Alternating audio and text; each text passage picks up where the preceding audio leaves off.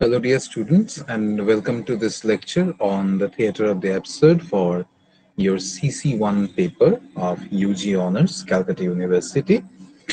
Today, we'll be talking about three dramatists primarily. One is Samuel Beckett, the second is Harold Pinter, and the third one is John Osborne. Now, although John Osborne does not belong to this tradition, so I'll be dealing with him separately. But Beckett and Pinter primarily pertain to this movement. After the Second World War, the West primarily realized that life is absurd because the certainties that were circumventing the life of that time were disrupted by the World War and the emerging situations out of that World War. The West had become very uncertain of life because even after the First World War, still the modernists were trying to find some meaning in life, but they were being highly disillusioned by this constant, fruitless search for meaning. And after the Second World War, with the absolute annihilation of Hiroshima, Nagasaki, and the new powers that were rising out of the peace treaty, the entire geographical locale of Europe was shifting. It was being deconstructed and reconstructed. Out of this emerging new situation came out a philosophy of life that ascertained that no meaning is itself a meaning. And therefore, there was a certain celebration of this chaotic worldview, of this meaningless world. And it is out of this celebration that three movements primarily took hold of the Western theatre. The first movement, which started from the late modernist period, was primarily seen in America, which was the music hall, which suggested that since life is absurd and the world is absurd around us, then let us celebrate it through music and dancing. And out of this was born the music hall. It had its bearings from the opera tradition.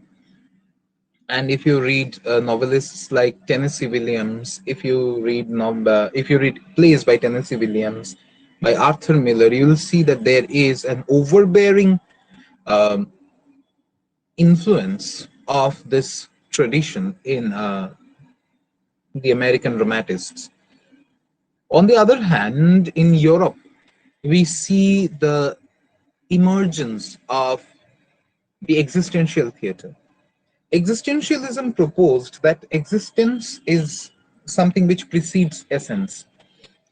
That is, first I must exist, and then comes my essence. That is, then comes my understanding of myself. And with this was proven that there is nothing absolutely quintessential about the human animal. So the existentialists understood that the world is becoming increasingly absurd by the minute, but they wanted to find a chronology to analyze those movements so that man's choice against the vast unknown can be negotiated and mitigated in such a way that a man's existence can be determined. That is, I am who I am because of the choices that I have made. I am who I am because of the decisions that I have taken. And since I have made some choices, since I am free, absolutely free to make my choices, I must also be absolutely ready to face the ramifications of those choices. If you read the works of Jean-Paul Sartre or Albert Camus, there you find such ramifications and how those choices make a man. Anything that derails from your choice or anything that you use as your excuse of not being able to make a choice is considered as a mauvaise foi or a bad faith. Now, absurdism or the theater of the absurd went to a different direction from these two earlier movements. That is, theater of the absurd posited, according to Martin Esslin, who actually coined this term in his brilliant book called The Theater of the Absurd. Martin Esslin posited that theater of the absurd realized that since the world around us is absurd, therefore both the form and the content of theater must be absurd. Otherwise, the form was being taken as absurd and the content was being treated in the same old way. But the absurdists actually went on to propose the absence of plot, any absence of sequential action, the creation of ambience. All of these were superseded by the portrayal of the irrational, of the absurd. And there was a Romanian playwright, Eugen Ionescu, who primarily started talking about the absurd in terms which we understand it today. But Ionescu is not the subject of our discussion. Ionescu kind of gave the dictionary definition of absurdism in his plays. That is, plays that which is contrary to reason. But Richard Gilman suggests that in Beckett, we see there is a very closeness to Camus, who defines the absurd as the divorce between the mind that desires and the world that disappoints. And therefore, this desire and disappointment, the gulf that resides, the shadow that falls between the mind that desires and the world that disappoints, is the crux of absurdism. And this kind of theater in the audience's mind activates certain psychological forces. It releases and liberates hidden fears and repressed aggressions, and above all, by confronting the audience with a picture of disintegration, it sets in motion an active process of integrative forces in the mind of each individual spectator. Now, this is not me saying, this is Martin Esslin suggesting. Now, the first playwright that we need to take into consideration is Samuel Beckett. His dates are 1906 to 1989. He was born in Dublin. He graduated from the Trinity College and became a permanent resident of Paris from 1937. He became a friend of James Joyce and thus part of a polyglot and polyphonic world of literary innovation, according to Andrew Sanders. Beckett was awarded the Nobel Prize in 1969. Now, Beckett was specifically a phenomenon in the later part of the 20th century Western theater because he deconstructed and reconstructed the dramatic conventions of the West. His first play, Anatanda Godot, was originally written in French, then translated into English as Waiting for Godot. But you see, Waiting for Godot does not do justice to the original title. Because when we talk about Anatanda Godot, we talk about while waiting for Godot. So in English, what happens is that we focus too much on Godot, the character of Godot.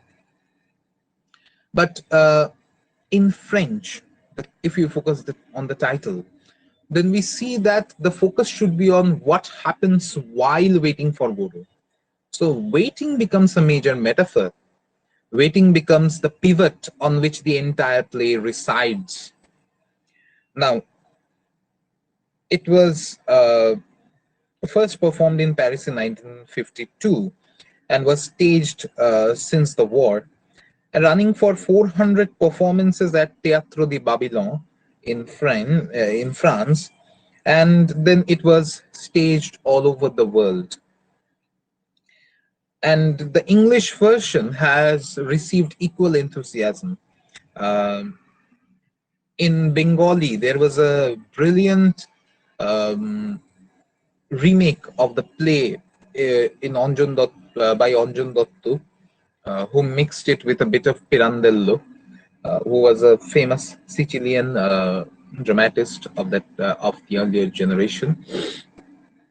And also there was another version called Ishwar Babu Ashchen.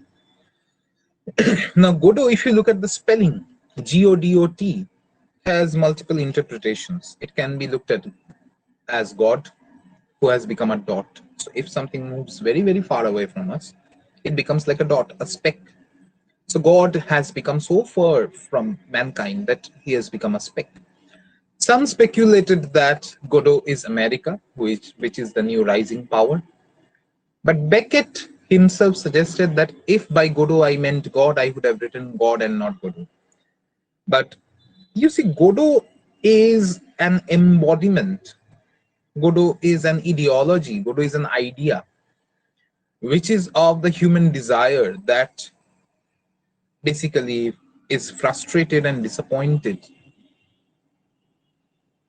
Because all of us have our different Godots. So like somebody wants a job, for him that or her that job is Godot. Somebody wants money, for her or him that money is Godot. Somebody wants love, for him or her that love is Godot. So Godot is that which we cannot attain. And the beautiful thing is that there are many prospective Godots around us, but not the Godot that we are seeking. This is where the divorce between the desire and the disappointment takes place. Now, Martin Esslin writes that the play was a truly astonishing reception for a play so enigmatic, so exasperating, so complex, and so uncompromising in its refusal to conform to any of the accepted ideas of dramatic convention. Because there is no linear plot in the text. When the play opens, the subtitle of the play is a tragicomedy in 2 acts. When the play opens, we see that two tramps, two vagabonds are waiting for a certain person under a certain tree on a low mound. And a road goes through, but nobody comes, nobody goes, nothing happens, and it's unbearable. These two tramps know each other. They are called Vladimir and Estragon, but they refer to each other as Didi and Gogo. So Vladimir is Didi, Estragon is Gogo. Vladimir and Estragon know each other for a very long time. One has problem with opening his boots and the other has problem with his urinary tract. So discussions about peeing and boots, discussion about juggling and passing time is pitched against the somber discourse of religion, of existence, of life, of the meaning of life itself, and so on and so forth. Now, they are told that a certain Mr. Godot will be coming and he will be giving a script to them, which is going to be the be-all and end-all of their life. That is, this script will give them their functionality in life itself. This script will give them their performance factor. This script will give them their life, their performativity of life itself. But Godot does not come. Instead, a master and his slave appear. The master's name is Pozzo and the slave's name is Lucky. Now, Lucky is being tied as a dog and they are waiting for Godot, but Pozzo and Lucky come and they indulge in a discussion about the master-slave dialectics. They indulge in a discussion about life in general, and they talk about wealth, the distribution of wealth, and so on and so forth. And then a boy comes and says that Mr. Godot will not be coming today, he will be coming the next evening. Then we move on to the second act where the same things are repeating, only that Pozzo and Lucky are blind and mute, respectively. But then Lucky gives a brilliant performance of thinking aloud. That is, thinking aloud becomes a performance in itself. So you see, every single human understanding is being challenged. And what happens is, on the end of this, at the end of the second act, you see that still Godo does not come, and another boy comes in and says that Mr. Godo will not be coming that evening, but the next evening. And Vladimir and Estragon plan to not wait for him any longer. So they say that we will not wait for him and we will uh, just go on. And the play ends on this note. The one says to the other, let's go. The other says to the one, let's go. And the play ends with a stage direction, they do not move. So the question remains whether they will be waiting for Godo or not. And what happens is that Vladimir is more of the pensive kind. He is more of the thinking kind. Because you see, DDI is actually a diminutive of the French dis. This means to think, to regurgitate, to ponder. On the other hand, Gogo is more physical. Estragon is more physical. And if you look at all these characters, they are basically the entire Europe. Vladimir is Russian, Pozzo is Italian, Lucky is American, Estragon is French. So it's the entire Europe in a crux. And if you look at the tree, it has been interpreted in many ways, from Pascal's thinking reed to the bow tree of Buddha, to the Yggdrasil of Norse mythology, the tree which connects heaven, earth, and 9 realms, to the tree which Vishnu and Brahma actually saw in the Hindu mythology. It can be interpreted in many ways. It can be even Kalpataru itself. But what happens over here is that all of these things are connected. And Beckett contemplates the nature of happiness against this vast backdrop of nothingness. And Vivian Mercier, who was Beckett's manager at that time, said that the play contains nothingness in 2 acts. And that silence seeps into the play like water seeps in a sinking ship. So silence, pause, these things are very important in this play. And during one part of the play, one of the characters says to the other, say, I am happy. And the other character says, why? And the first guy says, say I am happy. The other says, I am happy. But the other says, no. Say, I am happy. And the other jumps, I am happy. And they both yell together, I am happy. And now the second character says, what do we do now that we are happy? And the first character suddenly says, I don't know. The second character says, I don't know.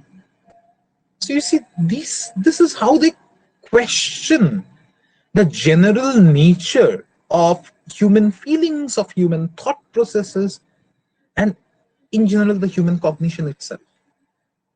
Therefore, this becomes a very major play.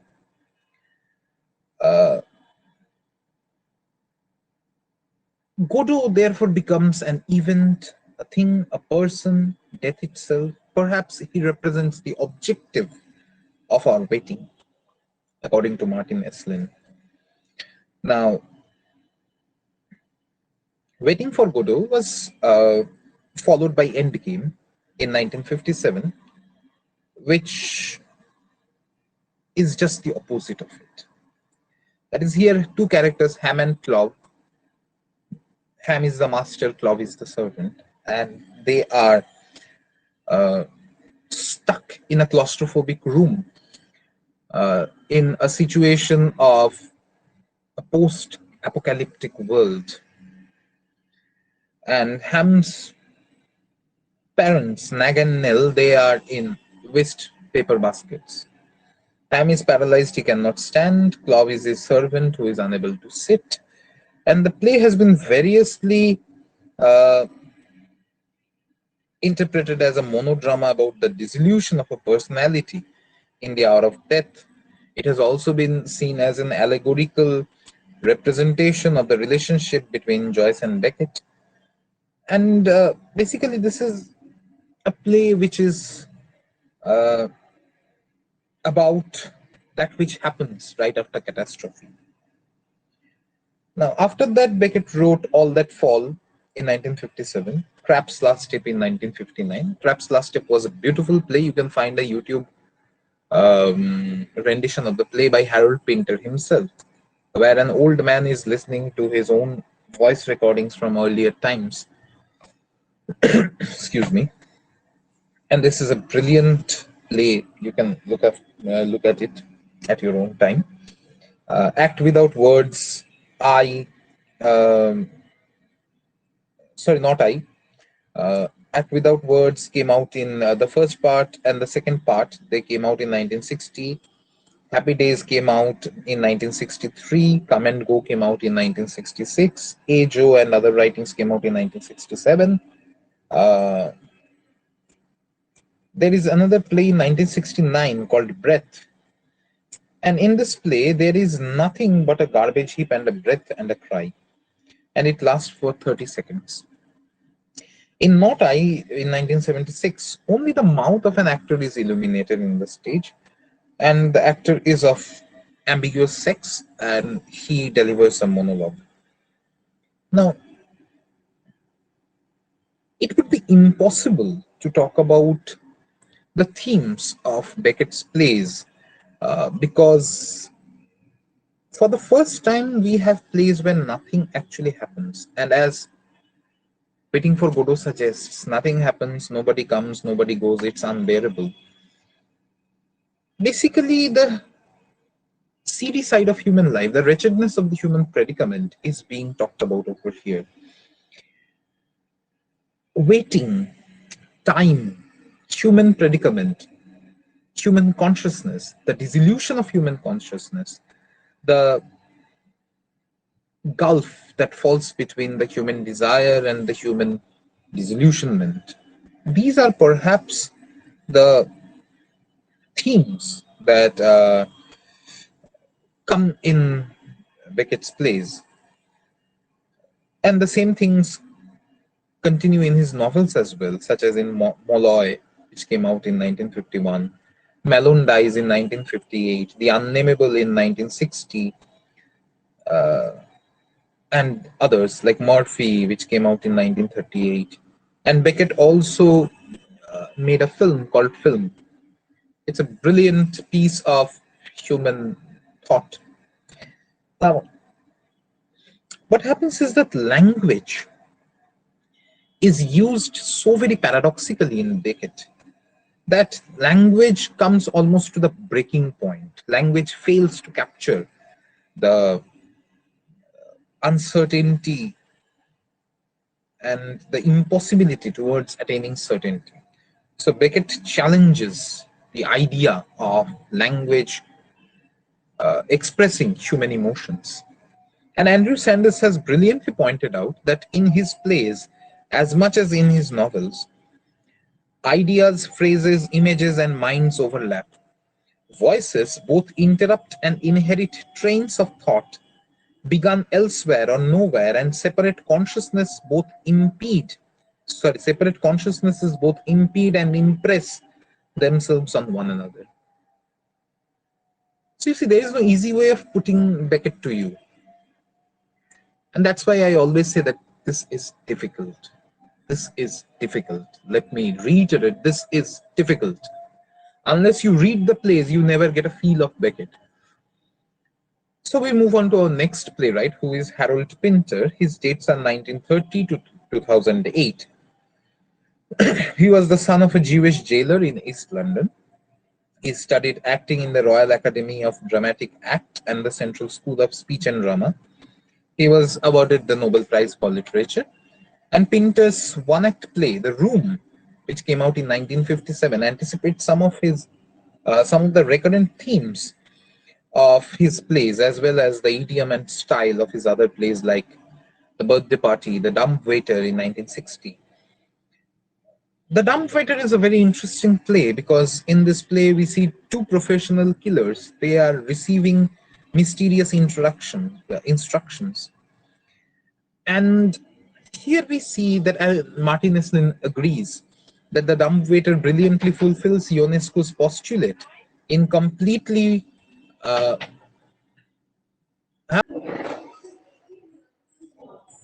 yes, as I was saying, in the Martin Eslin agrees that in the dumbwaiter, he says the dumbwaiter brilliantly fulfills Ionesco's postulate in completely fusing tragedy with the most hilarious farce.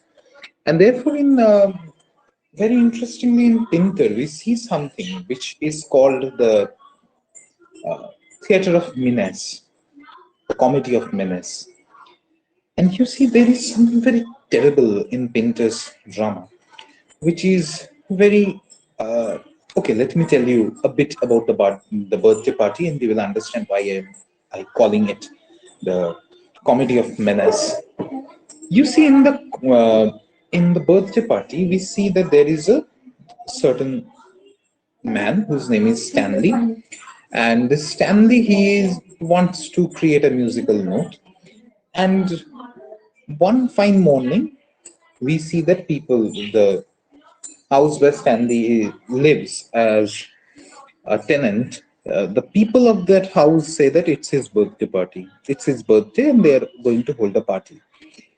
And two very interesting gentlemen come in. One is Goldberg, and another is McCann, and they keep on asking the very weird questions about Stanley. And soon the things become very, very interesting. So instead of celebration, we see that there is interrogation. So you see, there is something very eerie about Pinter's plays. The Caretaker came out in 1960, Sly Take, A Night Out, The Dwarfs, all of these came out in 1961. The Captain and the Lover in 1963, The Homecoming in 1965. The Homecoming, once again, is a very interesting play because here we see that a certain person called Teddy, he has brought his wife Ruth back from America to his home in northern England. And there is a lot of problem in that household because Teddy's brothers are not that well established in life. Teddy is a professor of philosophy, and Ruth wanted to be a model. Teddy has had 3 children that his family does not know about with Ruth. And what happens is that in this play, we see that a lot of sexual conversation, a lot of sexual waves of undertones go on. And finally, we see that Ruth takes the place of Teddy's dead mother in the family, where she is both treated as the concubine, the whore, the mother, and this becomes a very problematic relationship that Ruth shares with Teddy's entire family, and Teddy leaves back for America. The Basement and The Night School and Tea Party, they came out in 1967. And the many of these later plays actually became radio or television plays for Pinter. Now, Pinter rejects the idea of the well-made play because it places each character. That is, there is a dramatis personae, and each character has a function to play. But Pinter rejects this idea. And he feels that human psychology is so very complex that it is impossible to know any human being completely. Uh, he himself writes, there are no land distinctions between what is real and what is unreal. A character on the stage who can present no convincing argument or information as to his past experience, his present behavior, or his aspirations, nor give a comprehensive analysis of his motives, is as legitimate and worthy of attention as one who alarmingly can do all these things. The more acute the experiences, the less articulate its expression. And this is from program of his 2 plays, Royal Court Theatre, London, March 1960. So this is the source. And basically, whereas Beckett takes the absurdity in human beings as something very serious, Pinter takes this in very comic spirit, and therefore his plays become a part of the comedy of menace. And instead of being properly treated as the theater of the absurd, his style has been uh, come to be regarded as Pinteresque, a new subgenre in postmodern theater. Now we come to John Osborne. He was born in 1929 in London.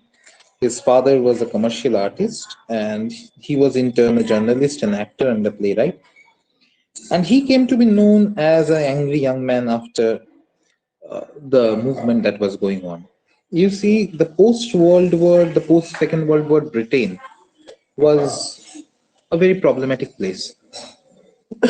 That is, the Labour Party had lost, and the traditionalists under Winston Churchill they had won, and all these political calamities came into destroying a generation who had high education but no jobs, and therefore all their pent up anger came out to show, and therefore this angry young man movement was born. It was taken from the title was taken from the autobiography. And if you look at Kingsley Amis, John Osborne, and the others, you will see that this angry young man movement was very popular in England. And in the 80s, it came in India, with Amitabh Bachchan becoming the face of this angry young man movement. Like when he comes, when he's playing that song in Kishore Kumar's voice, "Rote hue aate hain sab, hasta hua jo jayega, wo muqaddar ka sikandar jane man कहलाएगा." And this idea of this angry young man was first postulated by Osborne, Amit, and others. Now, Osborne's look back in anger, this play, which was first uh, presented at the Royal Court Theatre in London on May 8th, 1956, it changed the discourse of drama forever because it was the ranting of an angry young man, Jimmy Porter. Jimmy Porter lives in a flat which is Victorian in nature, and in this flat he lives with his wife Alison and his best friend Cliff. Now, when the play opens, we see that there is a lot of smoke, and they are smoking, and they are covered by newspapers, and contemporary issues peep into the entire discourse of drama. And this revolutionized 20th century English drama. Now, Jimmy is basically a mixture of self-pity and sadism. This is something which David Deschutes says about him. And his frustration is not only at himself, at the system, but at the whole generation who are suffering due to the system. And he has a set of dialogues which are unprecedented in their vigor and vitality. And there are certain music hall acts in this play as well. Now, Alison shares a very, what should I say, almost like an extramarital affair with Cliff, and Jimmy is very uncomfortable about it, but there is nothing that he can do about it. And he silently suffers this illicit relationship between the two. But he goes on to accept it to a great deal. And what happens is that Jimmy married Alison because she was of the upper class and Jimmy was a lower class person of the working class origin with a university education. And they have their constant problems. Like Alison loves to disrupt Jimmy's favorite shows with her ironing because of the static drone. Jimmy loves to listen to Vaughan Williams, a Victorian composer. But Alison uses the iron right then so that Jimmy can't listen to it. And Jimmy, in return, goes back to misogynistic songs and sadomasochistic ideas. Now, Jimmy has had a very troubled relationship with his mother, and therefore all his relationships with women are very problematic. He's charismatic, he's young, he's very boisterous, but simultaneously he has a very problematic interior. Now, apart from his problems with Allison, what happens is that due to his problems, Allison lives, and then comes in Allison's friend Helena. And with Helena, Jimmy shares a very beautiful relationship because Helena understands him, but Helena also understands that he will amount to be nothing. But then Allison is pregnant and she has a miscarriage and she returns, and Allison and Helena lives Jimmy, and they are left to play a make-believe game. Their marriage essentially becomes a make-believe game of bears and squirrels. They had a soft, fluffy teddy bear, a rugged teddy bear, and a soft, fluffy squirrel, and they basically play on their marriage almost like it is a Morris dance of life. And this is how the play ends. The Entertainers came out in 1957. It is about musical entertainers, and the play is in the form of a series of musical acts. Luther came out in 1961, which is a historical play. And his later plays include A Patriot for Me, which came out in 1965, Inadmissible Evidence in 1965, and A Born Donor in 1966. In 1981 came out Osborne's autobiography, A Better Class of Person, which seems to indicate that the rebellion, the violence, the protests that his characters express are actually his own. But Osborne continues to be remembered for creating the character of what is known as the angry young man, and for the iconoclastic attitudes that all of his characters express, especially Jimmy Porter. So Jimmy Porter has become almost like a mouthpiece for Osborne, and all the angry young man movement exponents. So that's it for your lecture on modern drama. Thank you so much. If there are any questions, put them in the comment box. Okay. Thank you. Have a good day.